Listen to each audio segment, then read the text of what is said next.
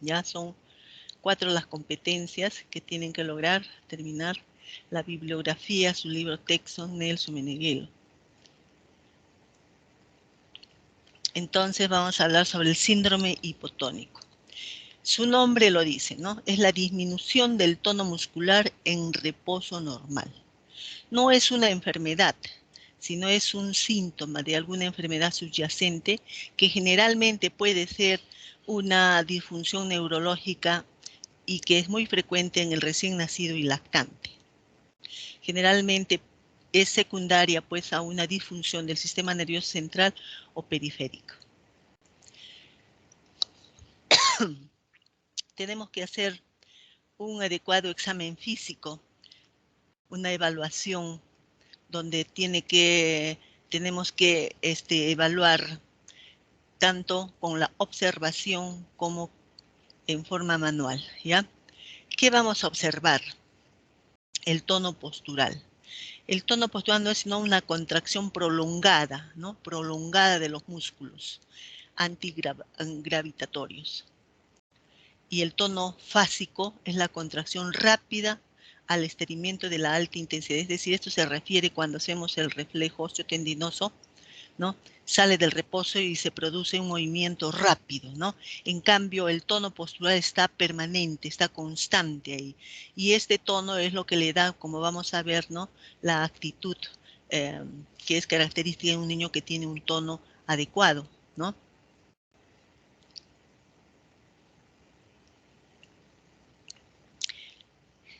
Este es un tono adecuado en un niño.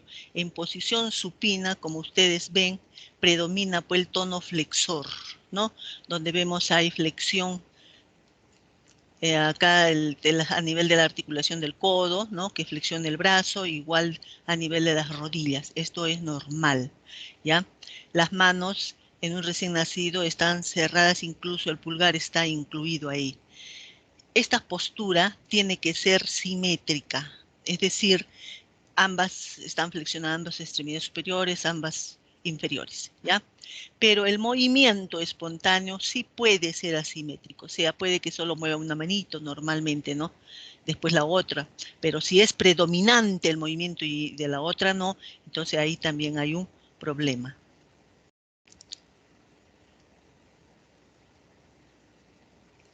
Se ve bien, ¿no? Doctora, sí se ve. ¿Se ve bien? ¿O Doctora, logrando? sí, mejor en ¿En dónde logrando? pantalla completa, tal vez. En la parte inferior, donde dice, donde está el zoom, el costado que parece una presentación. Ay, acá, esta, ¿no? Ajá, Ahí, esa. ya, Sí, ya. Entonces, en la posición supina también hay predominancia del tono flexor. ¿Mm? Igual, flexión del codo, lo que hace que el brazo, pues sobre el antebrazo sobre el brazo, igual en el miembro inferior, ¿no? Lo que lleva, pues, a que la pelvis se eleve, ¿no? Como en este caso. Entonces, predomina el... ¿Y cómo lo hago avanzar? Acá, ¿no? Ya. Entonces, les he dicho que la historia clínica es importante, donde tenemos que considerar los antecedentes de consanguinidad. Eso es importante, porque se ha visto muchas enfermedades hereditarias, neuromusculares, errores del metabolismo, ¿no? En matrimonios, pues, consanguíneos. Antecedente ginecológico de la madre, antecedente en el periparto, cómo está, si ha habido alguna alteración, la edad gestacional, ya hemos visto que el niño prematuro tiene hipotonicidad, ¿no? El Apgar, cuando también el Apgar es bajo, hay una hipoxia, también el niño es hipotónico. Es importante también antecedentes de enfermedades neuromusculares en la infancia, o perdón, en la familia, ¿no? Algún familiar que tenga el antecedente. Entonces también ante un niño con hipotonía, ¿no? Es un dato favorable para el diagnóstico. Tenemos que hacer una monitorización fetal para ver si hay polihidramnios. y si hay algún síntoma asociado o la presencia de alguna dismorfia, por ejemplo, un Down, ¿no? Que una característica de esto es que haya hipotonicidad. Importante también es la edad de comienzo de la hipotonía y cómo evoluciona en el tiempo. En el examen físico tiene que ser un examen físico general y segmentario, ¿no? Donde vamos a ver la actitud y posturas. Por ejemplo, una postura en rana, que quiere decir que tanto las extremidades superiores como inferiores están extendidas, ¿no? No hay el tono flexor que es predominante. Hay una asimetría o deformidad, ¿no? Comparando ambas extremidades superiores o inferiores. La presencia de dismorfias, ¿no? Si es Down, Turner o cualquier otro síndrome. Evaluar importante los reflejos osteotendinosos, porque así podríamos diferenciar si es central o periférico el problema. Evaluar el tono, como si empeora, mejora o se mantiene, ¿ya? Y buscar cualquier otro signo que esté asociado. Entonces, el abordaje general tenemos que ver la distribución de la debilidad, si es predominantemente a nivel del tronco, a nivel de extremidades, a nivel de cuello, ¿no? Donde vamos a ver que haya compromiso de la musculatura facial. Es importante eso, como vamos a ver, hay unos que una síndrome hipotónico que compromete los músculos faciales y hay otros que no. Tienen dificultad generalmente para succionar o tragar, si hay una dificultad ventilatoria, porque hay una hipotonía de los músculos respiratorios que permiten una ventilación pues adecuada, ¿no? Impiden que respiren adecuadamente. Entonces, valorando pues su capacidad motora, la fuerza muscular y los reflejos. Se clasifica en hipotonía central, que se presenta en un 60-80%, esta es la más frecuente, la central. Una hipotonía de origen periférico en un 15 al 30%, o puede ser también combinada, ¿no? También puede clasificarse de esta forma, una hipotonía paralítica, ¿no? Donde el problema es periférico, donde hay una disminución o falta del movimiento agregado a la hipotonicidad. En cambio, en la no paralítica, que es generalmente del sistema nervioso central, puede haber una disminución en el tono predominantemente, pero el movimiento o está muy poco disminuido o está normal. Entonces, la paralítica y la no paralítica. Los síntomas que presenta pues este niño es la apariencia de esta relajación, ¿no? Una apariencia de un niño como un muñeco de trapo. Cuando lo cogemos, ¿no? Por las axilas vamos a ver que no hay el tono normal que les he mostrado del inicio. El niño no es capaz pues, de mantener la cabeza erguida, de sentarse, ¿no? Sin ayuda pues, de sus músculos que están flácidos. Es incapaz de extender sus miembros hasta el límite normal. Estos son todavía más allá. Tienen dificultad para succionar y masticar, ¿no? Hay 3 datos cardinales para hacer el diagnóstico. Posturas extrañas, ya les he dicho, por ejemplo, una postura en rana. Disminución de la resistencia articular al movimiento pasivo, ¿no? Cuando nosotros en forma pasiva vamos a ver que no hay nada de resistencia, habiendo pues un aumento, por el contrario, aumento de la amplitud de los movimientos a nivel de las articulaciones.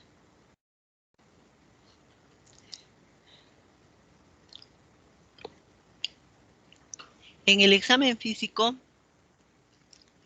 vamos a hacer la exploración del tono haciendo estas maniobras. Una tracción, ¿no? a través de los bracitos, una tracción ventral, una suspensión ventral. Bueno, más adelante vamos a ver una suspensión vertical, el signo de la bufanda o ángulo y el del ángulo popliteo. Miren, estos niños tienen su tono, ¿no? Tono flexor. Acá lo traccionamos, tiene su tono flexor y el movimiento de la cabeza sigue pues a la tracción al movimiento del tronco, ¿ya? Acá cuando lo paramos igual, miren, lo cogemos por las axilas, su tono flexor.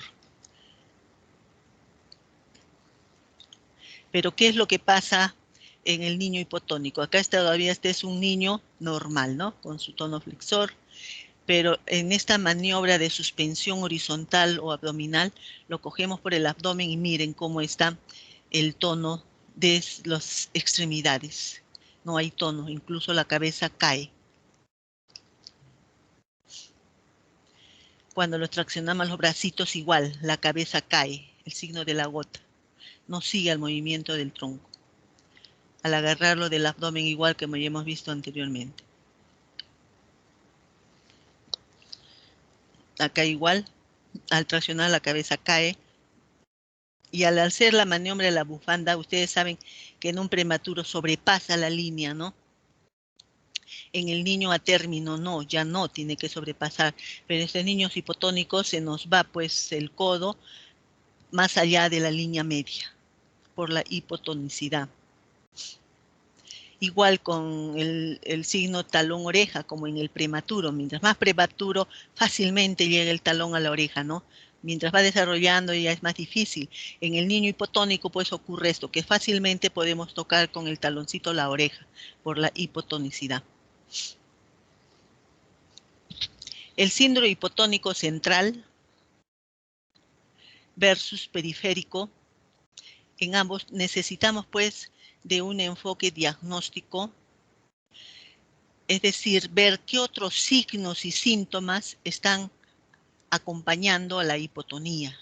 Es importante esto, para ver la localización anátomo-funcional, poder solicitar los estudios respectivos para ver cuál es la causa.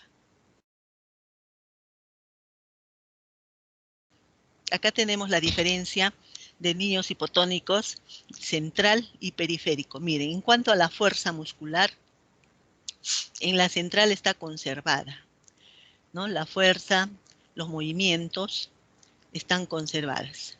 En cambio, en el periférico está disminuida o falta de movimiento, o sea que hay una parálisis.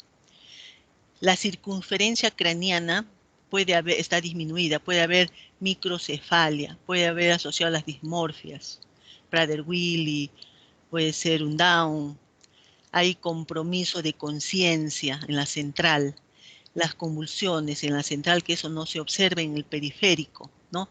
Déficits sensoriales también. Las visceromegalias puede estar tanto en el central como en el periférico, pero en el periférico puede ser por causas pues metabólicas. Esto es importante, los reflejos osteotendinosos que pueden estar normales o aumentados en central y disminuidos o ausentes en el periférico. Los reflejos arcaicos exaltados o conservados en el central y disminuidos en el periférico. Esto también es importante, que lo va a diferenciar el periférico del central, la presencia de contracturas, atrofias, fasciculaciones y debilidad facial oftalmoparesia en periférico. En cambio, todo esto está ausente en el central, en la hipotonía de causa central. Entonces, en el central, pues, está comprometida la motoneurona superior, dando pues un síndrome piramidal, extrapiramidal o cerebeloso. En cambio, en el periférico, el compromiso es a nivel de la motoneurona inferior, neuromuscular, que puede ser en la motoneurona inferior, puede ser en el nervio, puede ser en la unión neuromuscular o en el mismo músculo.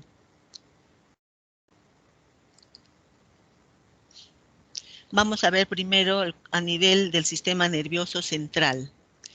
Entonces, las encefalopatías, que son las más frecuentes, que son agudas cuando hayamos dicho una hipoxia isquémica producto de un Apgar pues bajo, ¿no?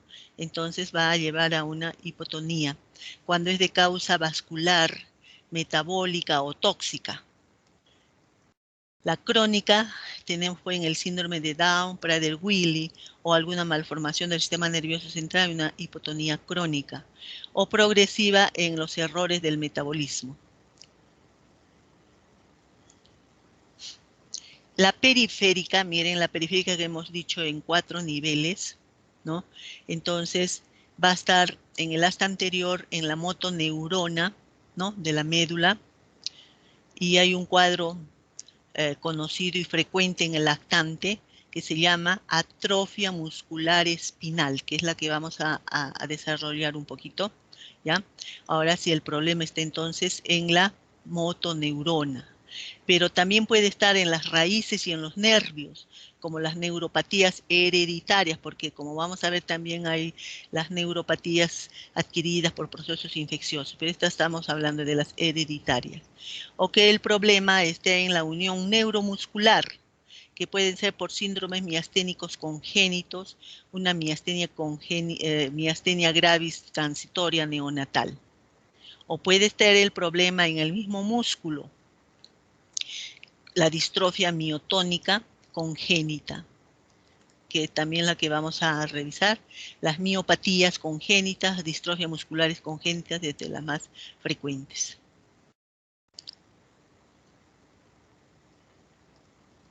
Vamos a hablar de la atrofia muscular espinal.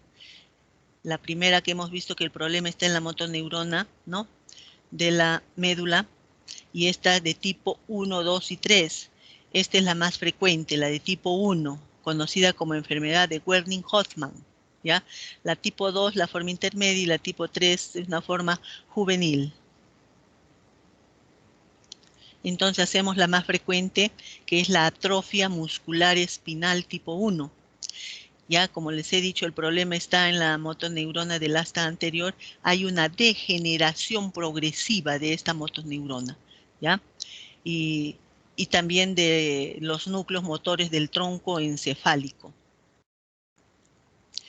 Es hereditario, autosómico, recesivo, y la incidencia es de 1 en 6.000 a 10.000 nacidos vivos, ¿no? La importancia está que es la segunda enfermedad que es autosómica recesiva letal después de la fibrosis quística. Es la causa pues, más frecuente de debilidad muscular en el recién nacido y lactante menor. Esta es la causa frecuente. Entonces, atrofia muscular espinal tipo 1. El inicio es de entre los 6 primeros meses de vida. Y hay una hipotonía y pérdida del control cefálico. Hay una hipotonía realmente generalizada, casi completa, pero está conservada el movimiento de los músculos de la cara. Por lo tanto, hay una adecuada interacción social. Estos fallecen en el primer año de vida por infección respiratoria, ¿ya? Se complica con neumonía porque no puede ventilar bien adecuadamente.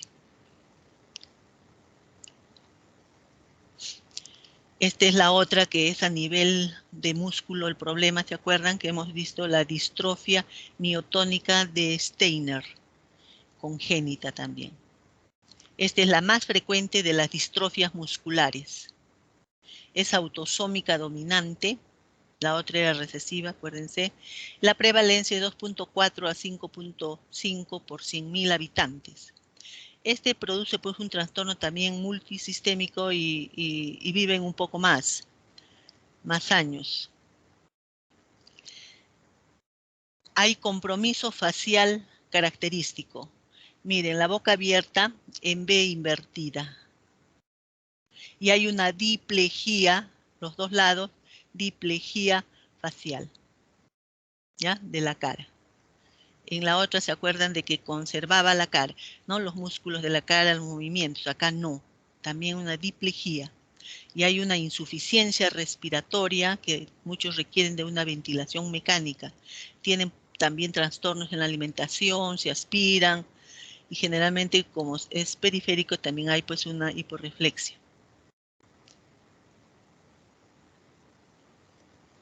Al examen físico, ya en grandecitos vamos a ver una miotomía.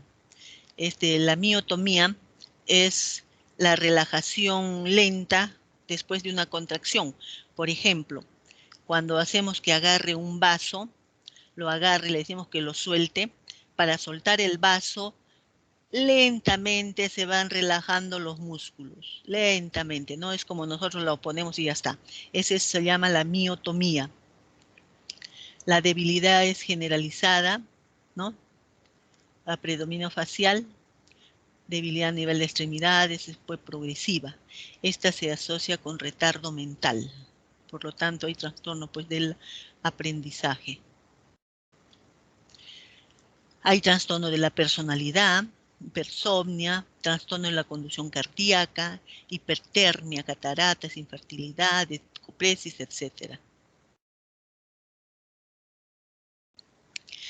¿Cómo hacemos el diagnóstico?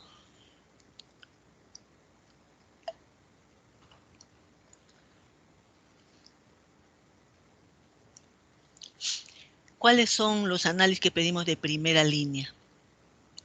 Calcio, magnesio, glicemia, si sospechamos pues que es por hipomagnesia, por hipoglicemia, por hipocalcemia, ¿no? Por amonio, si hay alguna alteración, ¿no?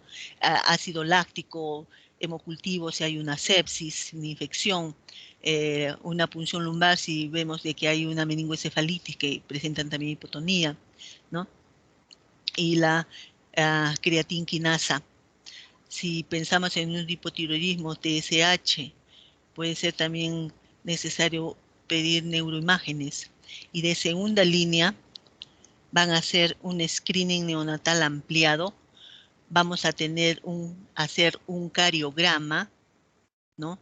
Para ver si no hay alguna alteración pues, en los genes que producen una hipotonía, una enfermedad hereditaria.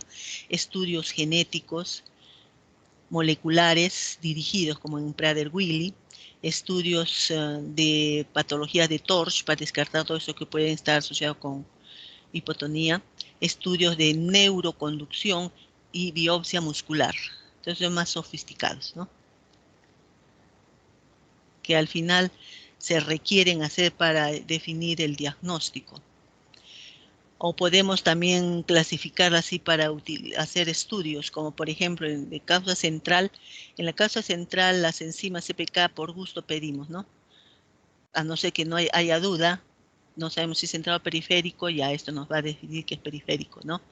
Entonces vamos a tomar tomografías, resonancias, un electroencefalograma, un cariotipo, estudio genético molecular, estudio metabólico. En el periférico, las enzimas musculares, electromiografía, velocidad de conducción, una biopsia muscular también puede ser necesario, una prueba de neostigmina en caso de que sospeche de miastenia y estudios de infección, si se sospecha de una meningoencefalitis, cultivos.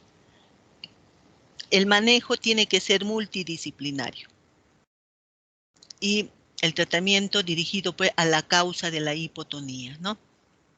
De acuerdo con los estudios, si podemos determinar si es central o periférico, pero el objetivo en general es mantener las funciones, prolongar y mantener la independencia de su funcionamiento y motilidad, prevenir complicaciones, mejorar la calidad de vida y lograr la integración en la sociedad.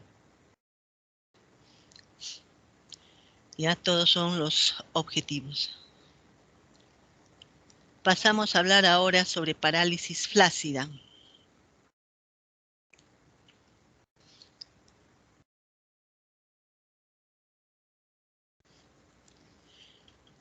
Definición de parálisis flácida en niños.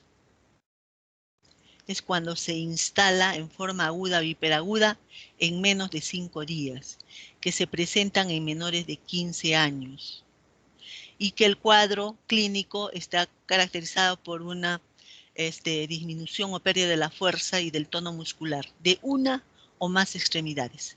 Y hay que ver si se acompaña de compromiso de pares craneales. Estas pueden ser la etiología, un Guillain-Barré, poliovirus, por enterovirus, por otros virus, ¿no? Por toxinas, mielitis transversa, neuritis traumática, acá puede ser otros virus, el virus del Nilo, o cualquier otro virus en general. Entonces, para hacer el diagnóstico de una parálisis flácida, ¿no? Tenemos que orientar nuestro diagnóstico topográfico y la etiología, haciendo pues, viendo pues la clínica, ¿no? Una buena historia clínica con antecedentes, un buen examen físico, el estudio del líquido cefalorraquídeo y un estudio electrofisiológico. Acá tenemos todas las diferencias de las parálisis flácidas, miren. Si el problema está en la médula espinal, es decir, que pudiera ser de causa mielitis transversa o absceso epidural, en la clínica vamos a tener una paraparesia, compromiso esfinteriano y de los nervios sensitivos. En el líquido cefalorraquídeo va a estar normal o puede haber también aumento de las células y la velocidad de conducción está normal. Si el problema está en el asta anterior de la médula, puede ser que sea una poliomielitis salvaje, una poliomielitis vacunal por enterovirus o el virus del Nilo. Y en el líquido cefalorraquídeo vamos a encontrar aumento de la celularidad, ¿no? Y en el volumen, la velocidad de conducción va a estar normal.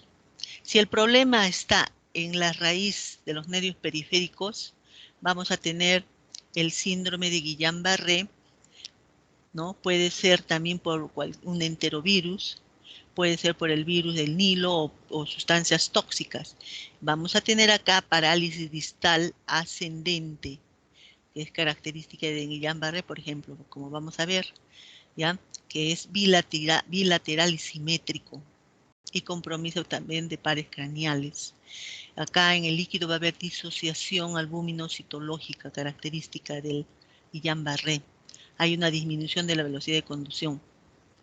Si el problema está en la unión neuromuscular, puede ser por botulismo, miastenia o por órganos fosforados. Entonces vamos a tener pues las paresias a nivel de los pares craneales, oculomotor, los reflejos están presentes.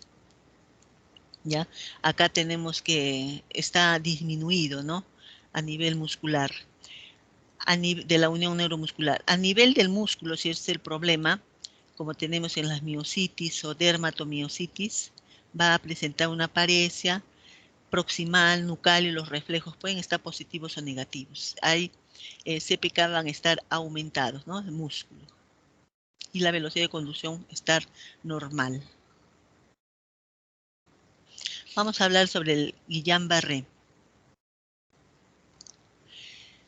Estos se los conoce también con estos nombres: polineuropatía inflamatoria desmielinizante, polineuritis aguda postinfecciosa, parálisis ascendente de Landry, síndrome de Guillain-Barré de Landry, ¿no? Postinfecciosa se conoce aguda postinfecciosa, generalmente tiene el antecedente de un proceso infeccioso respiratorio o digestivo. Parálisis ascendente de Landry porque generalmente va en ascenso esa parálisis, ¿ya?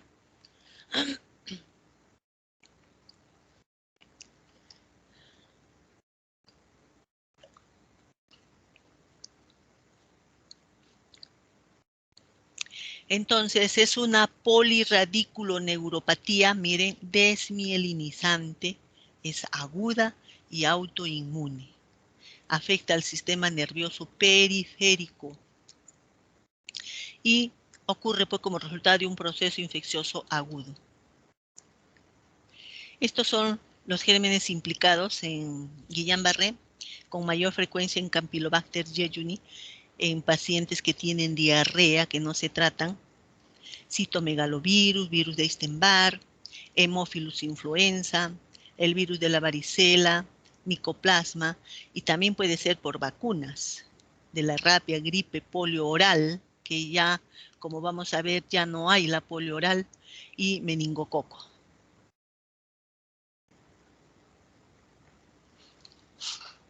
Entonces, ¿cuál es la patogenia?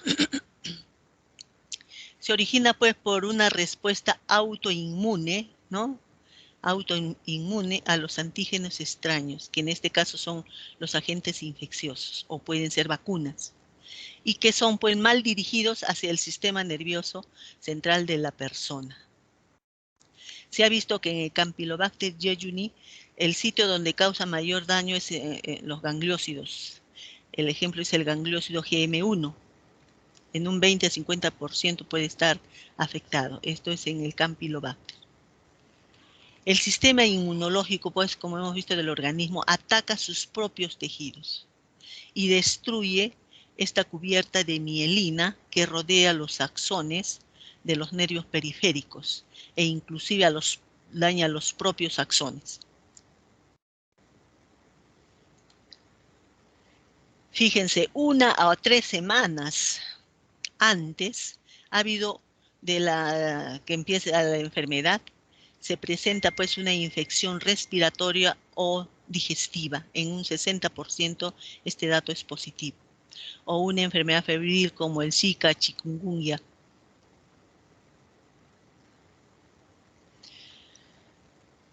Y la clínica. La inflamación pues de la mielina del sistema nervioso periférico lleva rápidamente a una parálisis. Miren la diferencia. Es una parálisis que es distal. Es una parálisis flácida, ascendente, simétrica. O sea, no es solamente de una pierna, tiene que ser de las dos piernas. Es distal, es flácida y es ascendente. ¿Ya? Puede o no haber compromiso del sensorio o del sistema autonómico. La distribución comúnmente es, pues como ya les he dicho, es ascendente, miren, simétrica y afecta primero a los miembros inferiores y de ahí va subiendo. Esa es la característica. Entonces los pacientes sienten debilidad por la paresia primero y pues viene la parálisis, ¿no? Y pueden tener o no disestesias, o sea, adormecimientos, hormigueos. Y la enfermedad avanza, sigue subiendo y puede progresar a los brazos, a músculos de la cara, a los músculos respiratorios, por eso se llama parálisis ascendente de Landry. Los pares craneales inferiores van a estar afectados, por lo tanto tienen dificultad para el movimiento de los ojos, tienen visión doble, presentan disfagia, ¿no? Dificultad para tragar. Puede agregarse otros síntomas y signos, como hay pérdida de la propiocepción y arreflexia. ¿Ya? Hay una disfunción vesical. Inicialmente hay fiebre. Hay pérdida de la función autonómica en casos severos. Entonces va a haber alterado, pues la presión arterial va a fluctuar, va a haber hipotensión ortostática o arritmias cardíacas que pueden ser graves. Y el dolor también es frecuente. Entonces, los criterios diagnósticos, los requeridos, es una debilidad, o sea, una parálisis progresiva, una arreflexia osteotendinosa universal. Y esto que apoya fuertemente el diagnóstico es que sea progresiva, que sea simétrica, que los sensitivos que pueden estar presentes sean leves, que no sean predominantes, que haya afectación de los nervios craneales, porque es ascendente, que haya una disfunción autonómica, como hemos visto, con alteraciones cardiovasculares, que haya ausencia de fiebre al comienzo, puede haber también fiebre, y que se recupere, ¿no? Eso está entonces fuertemente, hacen el diagnóstico de Guillain-Barré. Cuadro clínico, entonces, debilidad progresiva, simétrica, distal, con hipo o arreflexia. En la punción lumbar, las células están normales, las proteínas aumentadas.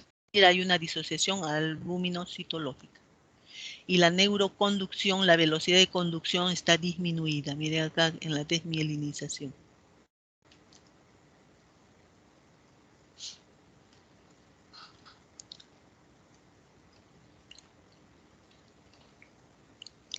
Acá tenemos algunos rasgos que hacen dudar en el diagnóstico.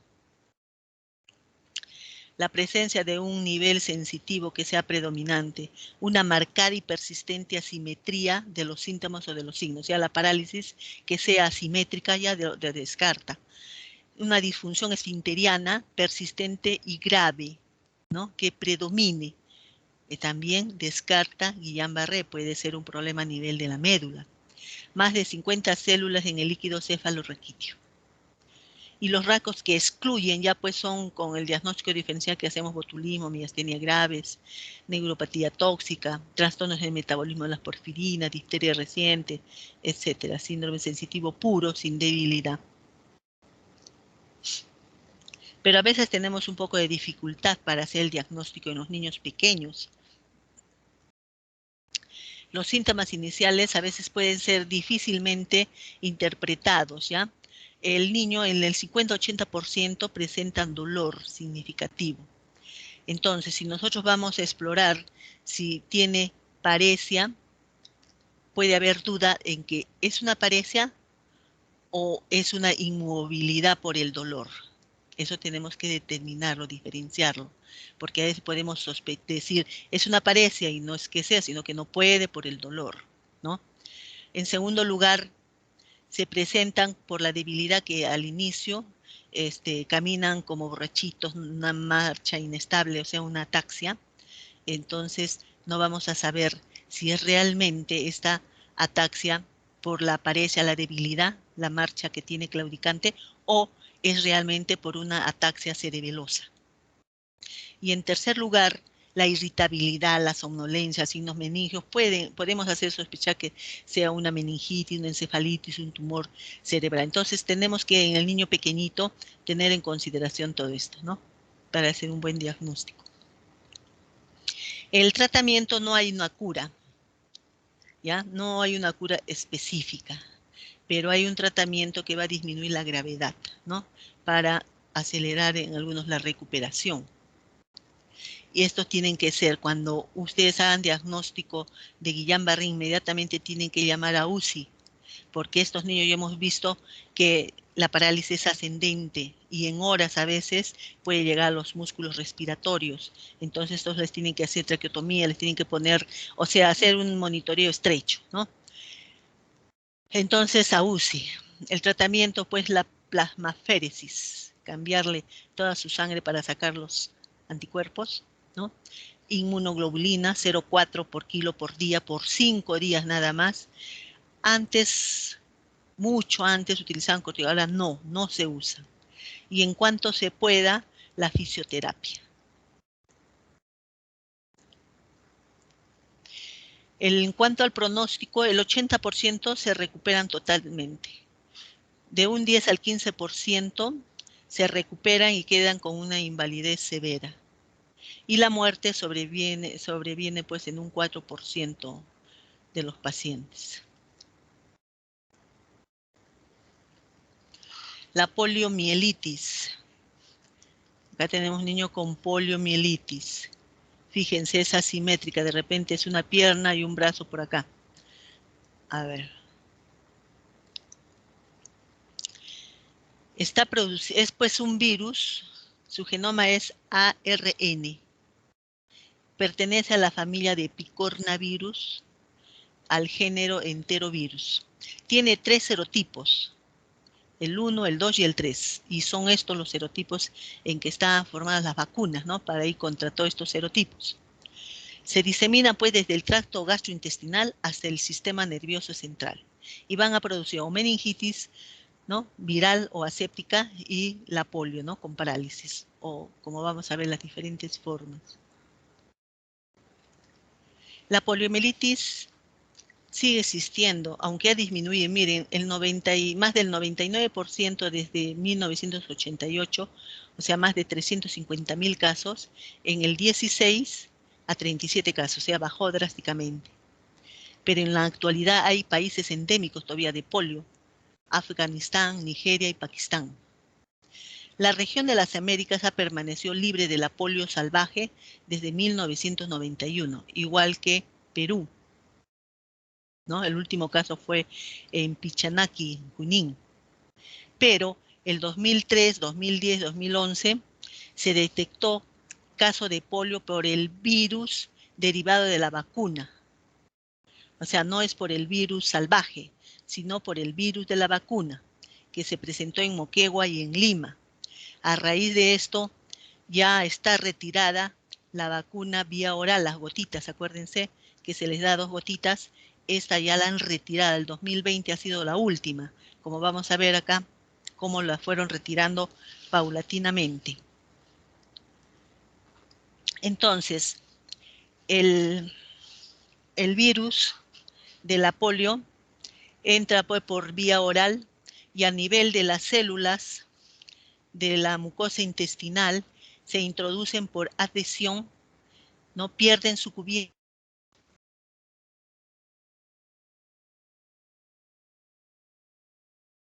sus proteínas, pero evita que formen las proteínas del huésped y después pasa, ¿no?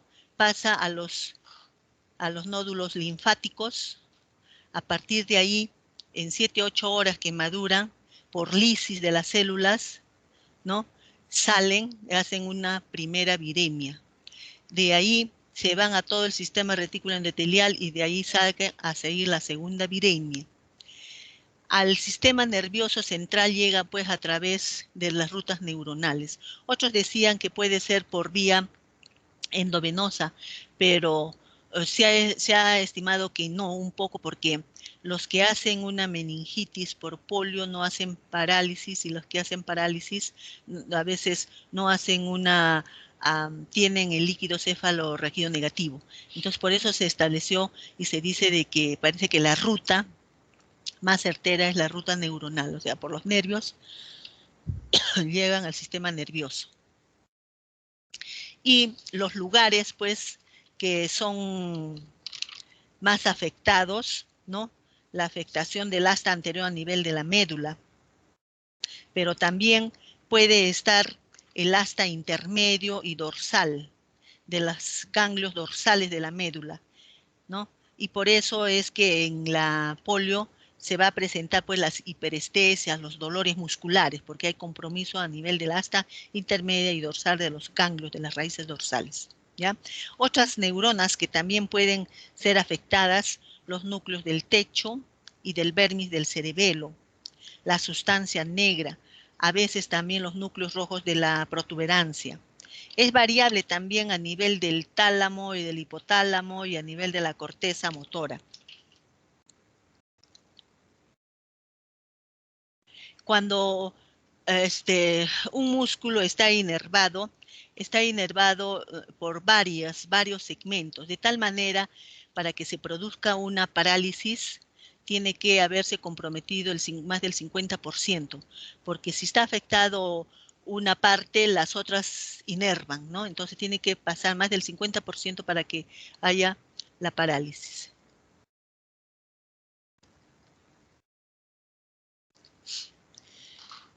Con las cepas de la vacuna de Sabin, o sea, de virus vivo atenuado que se usaba solo en los países en desarrollo, subdesarrollados, ¿no? Y estas cepas, si bien es cierto que podían revertir su virulencia y dar polio, pero se ha visto que no se replica en el sistema nervioso central, por eso que era un poco segura, ¿no? Pero cuando la cobertura de las vacunas eran bajas, eran más propensos también a que haya pues una polio por el virus de la vacuna. La poliomielitis tiene un periodo de incubación, miren, de 8 a 12 días, con intervalos que va de 5 a 35 días después de la infección. Son 4 las formas como se presenta la polio. La mayoría, en un 90-95%, es una infección asintomática, o sea, no hay ningún síntoma. Y esta sí también da protección, La poliomielitis abortiva en un 5%, la poliomielitis no paralítica en 1% y la paralítica en el 0.1%. Entonces, la abortiva, ¿cómo se presenta? Como un síndrome pseudogripal, como una gripe, ¿ya? Después de 1 a 2 semanas de la infección, Comienza a presentar fiebre, dolor de garganta, cefalea, anorexia, malestar general, una faringitis, pues un dolor de garganta, puede haber dolor abdominal o muscular y un poco de debilidad, ¿ya? Y esto dura 2 a 3 días. No hay signos neurológicos ni secuelas. Pero en esta abortiva se debe evitar poner inyecciones, evitar las cirugías, evitar ejercicios muy drásticos. ¿Por qué? Porque esto puede desencadenar a la paralítica, a la forma paralítica. El tratamiento de esta poliomielitis abortiva es, pues, si hay dolor o si hay fiebre, analgésicos, su dieta que debe de normalmente, sedarlo si es necesario, reposo en cama, y miren, evitar ejercicio durante las 2 siguientes o 2 meses también. Y se tiene que hacer una exploración neurológica para ver que no haya, pues, o que esté yendo a una forma paralítica. Esa es la abortiva. Ahora pasamos a la no paralítica. Y hemos dicho que es el 1%, producida por el poliovirus salvaje. Entonces, los síntomas que se presentan en esta no paralítica son igualitas como la abortiva, o sea, como un cuadro viral, resfriado, ¿no? Con cefalea, náuseas, vómitos, dolor. Pero la característica que hace el diagnóstico que sea poliomielitis no paralítica es la presencia de rigidez, dolor y rigidez del cuello, del tronco y de los miembros. Puede haber una parálisis transitoria de la vejiga y también a nivel del recto con estreñimiento. Pero eso es solo transitoria.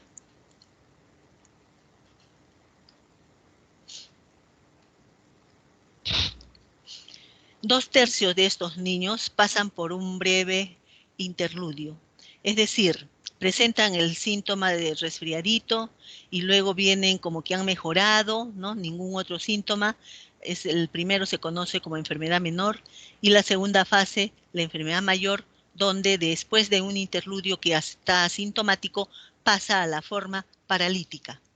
Es la forma bifásica, ¿no? De presentación, que es poco frecuente esta forma bifásica. Entonces, la base para el diagnóstico, como ya les he dicho, es la rigidez de nuca y la columna. Es para hacer el diagnóstico diferencial, la no paralítica de la abortiva. El tratamiento es, pues, analgésicos, sedantes, dieta también, reposo en cama, aplicación de compresas si hubiera contractura a nivel del cuello, que hay dolor, y aplicación de compresas calientes, ¿no? Un colchón firme y una fisioterapia suave. La forma paralítica, pasamos a ver la forma, miren, que es el 0,1%, ¿no? Pero por la gravedad, la secuela que produce, ¿no? Es importante, pues, tenerla en cuenta y propiciar, pues, su vacuna, ¿no? Porque a nadie le gustaría estar paralítico, como hemos visto en la figura anterior, ¿no? Que no pueda caminar. Entonces, miren, 3 síndromes es la forma paralítica. La polio paralítica espinal, que es la forma más frecuente. La polio vulvar, que puede presentarse aisladamente o puede ser un continuo del espinal.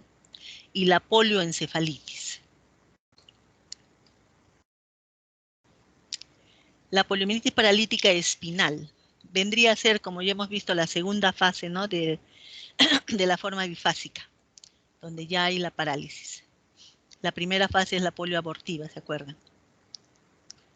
Entonces, donde se recupera, se siente mejor 2 a 5 días, pero a continuación va a aparecer, se acentúan más los síntomas, ¿no? La cefalea, la fiebre, se exacerban los síntomas sistémicos, el dolor muscular es más intenso, ¿no? Y hay posibles anomalías sensitivas y motoras. Miren qué es la diferencia. Las anomalías sensitivas, o sea, hay parestesias, hiperestesias, ¿no? Porque vamos a ver más adelante que para hacer el diagnóstico en una poliomielitis paralítica espinal no se compromete la sensibilidad, que es diferente de esta. Puede haber hiperestesia, parestesias, pero si hacemos las pruebas que ya sabemos para ver la sensibilidad, están conservadas. Es decir, si hacemos para el dolor, está ahí, si le agarramos eso está conservado, ¿ya?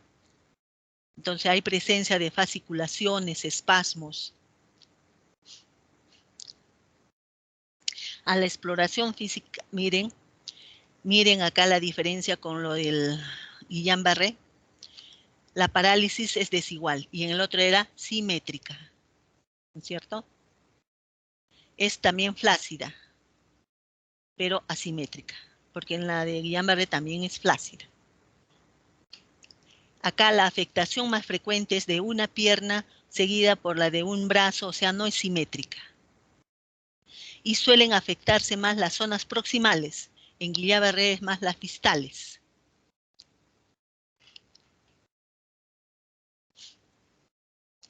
Vamos a ver, encontrar una rigidez de nuca, una hipersensibilidad muscular, los reflejos están, al inicio pueden estar exaltados, pero rápidamente pasan a estar disminuidos o abolidos.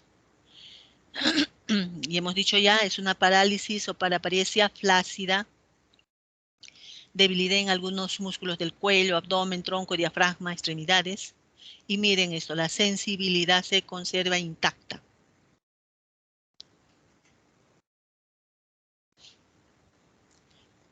En el tratamiento se tiene que hospitalizar, ¿no? Tiene que haber un reposo físico 2 o 3 primeras semanas. Tenemos que mantener la alineación corporal correcta para que no haya, en lo mínimo posible, mucha deformidad. Movimientos activos y pasivos, realizarle tan pronto como desaparezca el dolor y el espasmo de los músculos. Acá se les pone pues compresas de agua caliente para estos espasmos, para estos dolores, ¿ya? Y solo mencionan administrar opiáceos o sedantes si no está comprometida la respiración, porque si no puede empeorar esto, la dificultad respiratoria. La poliomielitis vulvar, esto, como ya hemos dicho, puede parecer como una entidad así aislada, pero generalmente es continua de la espinal. Y acá las manifestaciones, pues, están relacionadas, pues, con la disfunción de los pares craneales y de los centros vulvares, ¿no? Donde está el bulbo, todos estos centros. Entonces, ¿qué vamos a tener? ¿No? Como hay alteración pues de los pares craneales, del hipogloso, glosofaringio, del vago, es decir, del 9, 10, 11, entonces tenemos acá que el tono nasal de la voz o del llanto.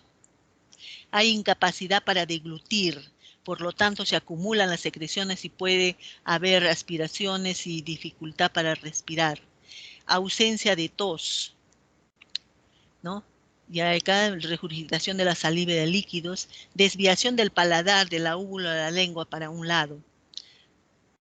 Y afectación de los centros vitales nos va a llevar pues a irregularidades de la frecuencia, ¿no? De la frecuencia respiratoria, alteraciones cardiovasculares, llevando a arritmias muchas veces, arritmias cardíacas, ¿no? Puede haber ronquera, afonía, asfixia, etcétera. ¿Cómo es el curso de la enfermedad vulvar? Es variable. Algunos fallecen, ¿no? Cuando la afectación es extensa y grave en el centro del bulbo, los diversos centros del bulbo. Otros se recuperan en parte requiriendo pues un soporte respiratorio en UCI con cuidados permanentes. Hay otro porcentaje que se recupera por completo.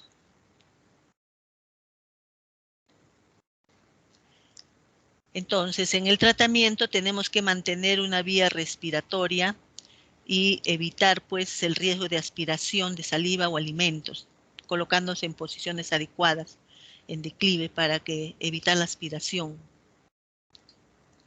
¿no? La deglución también, de repente pasarle una sonda para alimentación, ponerlo en posición lateral para que no se aspire o semiprono.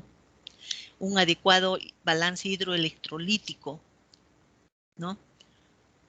A veces pues requieren de traqueotomía.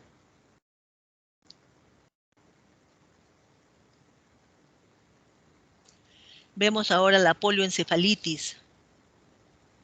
Esta es una forma infrecuente de la enfermedad, no es tan frecuente, ¿ya? Entonces, acá se afectan gravemente por los centros respiratorios superiores del encéfalo. Y podemos observar todo lo que vemos en una meningoencefalitis.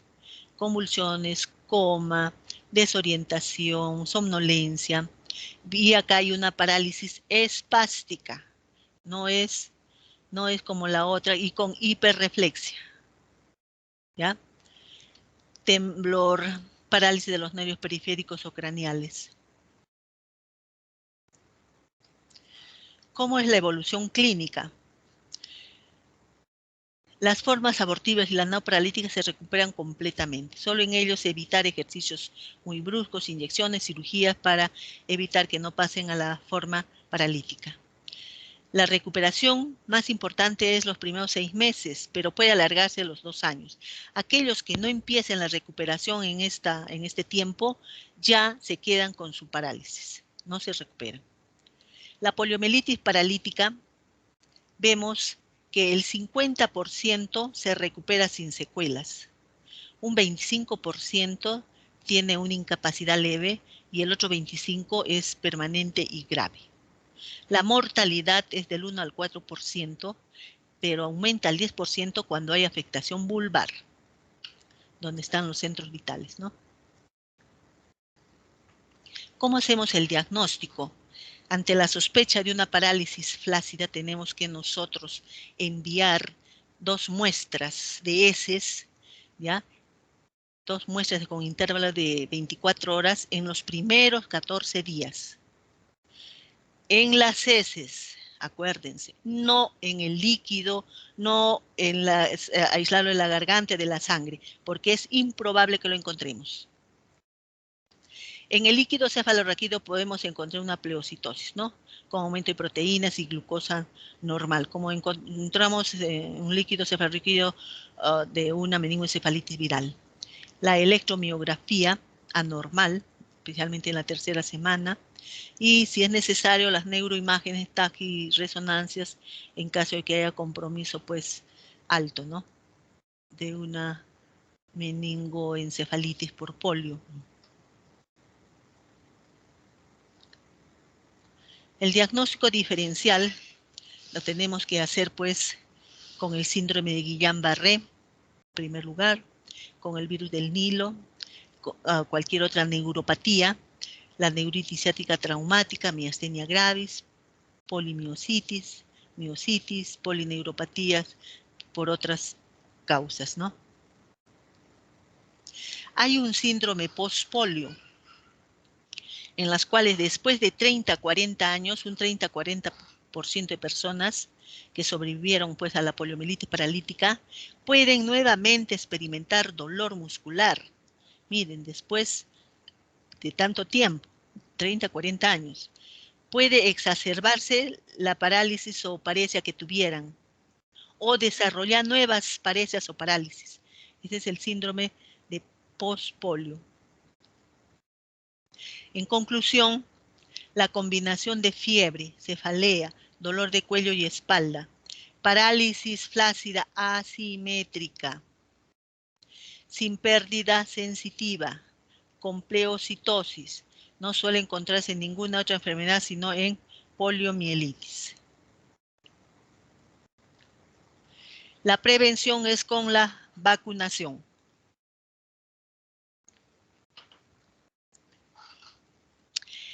Miren, la Salk virus muerto, esta vacuna solo lo tenían porque es cara los países desarrollados. Y los países subdesarrollados teníamos la de Sabin, o sea, virus vivo atenuados. Y estos son los que han dado problemas de polio por vacuna. Por eso que se lo ha retirado progresivamente. Acuérdense que el plan de vacunas era a los 2 meses, 4 meses, 6 meses. Antes era vía oral, las 3, después los refuerzos al año y medio, a los 4 años. Pero en base a todo esto que se presentó polio por virus de la vacuna, y viendo que se presentaba en las primeras dosis, entonces es que se cambia pues con la de Salk, o sea, con la de virus muerto, ¿no? A los 2 meses, a los 4 meses, después de los 6 meses la oral y a los refuerzos, ¿ya? Eso era, pero ahora vemos que ya se ha retirado. Y vamos a ver cómo se ha ido retirando, porque esto es reciente nomás. Entonces, virus atenuado, saben. Tienen 3 tipos de polio, ¿no? El 1, el 2 y el 3. Este tipo 2 es menos estable, menos inmunogénico, y este es el que puede revertir. Este es el que revertía. Esto es cuando se ponía. Protección indirecta en sujetos. La vía oral, hay una protección indirecta pues en los no vacunados por rebaño. Como se vacuna a uno y elimina por las heces, el otro lo adquiere y así en rebaño adquiere la protección. Estas, ya hemos visto, son capaces la vía oral de su neurovirulencia. Estaba contraindicada en inmunodeprimidos, ¿no? En esto se le indicaba la Salk.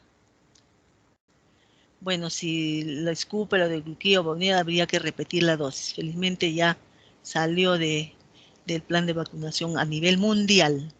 Y la Salk son virus inactivos, muertos. No producen polio vacunal, ¿ya? Pero tampoco producen la inmunidad intestinal de rebaño, no se elimina por el gastrointestinal, y estos sí se les daba en inmunocomprometidos, ¿no? Tanto en niños como en adultos. Esto era pues de uso rutinario en países desarrollados. La administración es de 0,5 mililitros intramuscular. Un caso por cada 2,6 millones de dosis aplicadas se producía la poliomielitis asociada a vacuna oral. Y el cuadro clínico era indistinguible de la poliomielitis salvaje. Y esto se presentaba 14 a 60 días después de la vacuna. Y miren, el 80% en la primera aplicación. Por eso que en las primeras aplicaciones de 2-4 meses era esta que se ponía. Y es frecuente este aumento pues, de la virulencia cuando las coberturas de vacunación son bajas. Entonces, hay un plan estratégico para erradicar la poliomielitis, ¿no? Que declaran en emergencia programática el alcance mundial para la salud pública. La OMS elabora un plan estratégico y que se llama el Plan Estratégico de Erradicación de la Poliomielitis. Estos son los objetivos: detectar e interrumpir la transmisión de los poliovirus. Ante la sospecha de cualquier parálisis flácida aguda, en cualquier parálisis se tiene que tomar las 2 muestras que le digo de heces y mandarla no a cualquier laboratorio. Hay en el MINSA un sitio especial que realiza los estudios de todo el país. Fortalecer los programas de inmunización y retirar, miren, la vacuna de la vía oral, o sea, la saben, para lograr pues, la erradicación de todos los polios. Dar un certificado de erradicación, ¿no? Y un plan para la entrega de un legado de erradicación de polio a los diferentes países.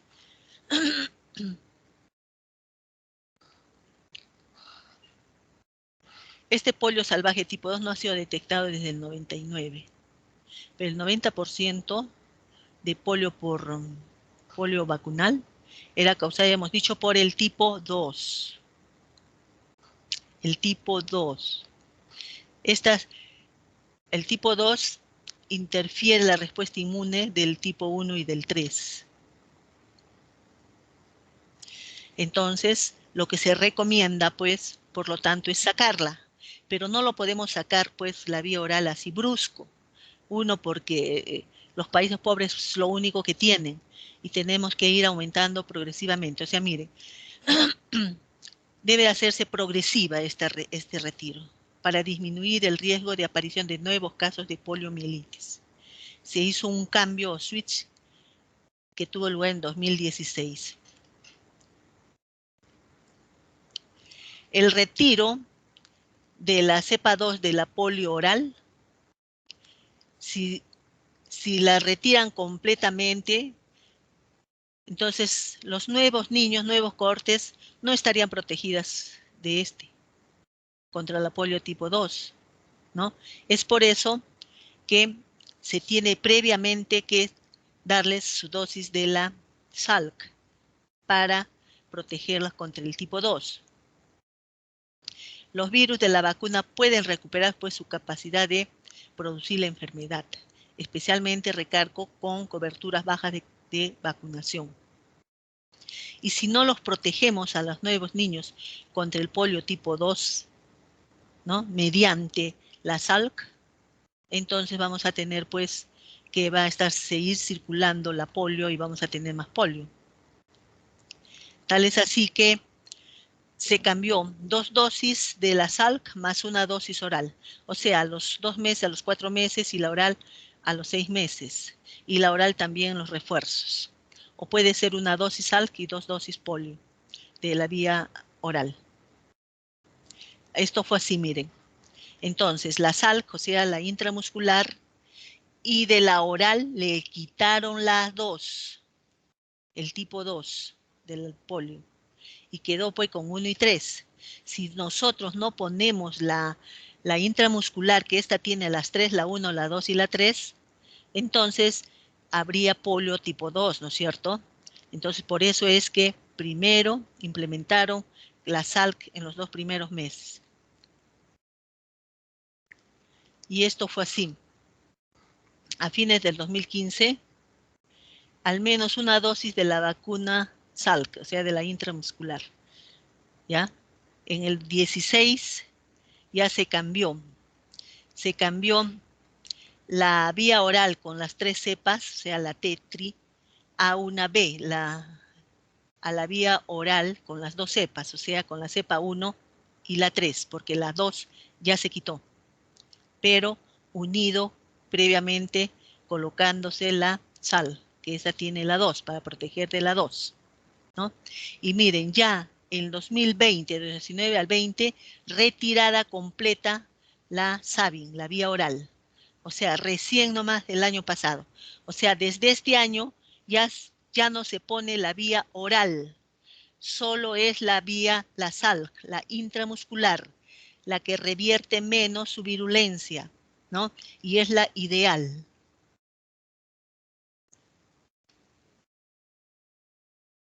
Y eso es todo. Si hubiera preguntas.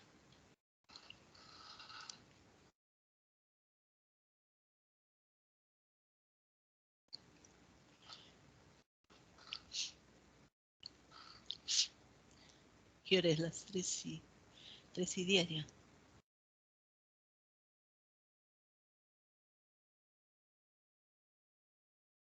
Aló, aló. No, doctora, me parece que todo está No, claro. ya. Muy bien, entonces acá terminamos. Y buenas tardes. ¿Cuándo dan el examen?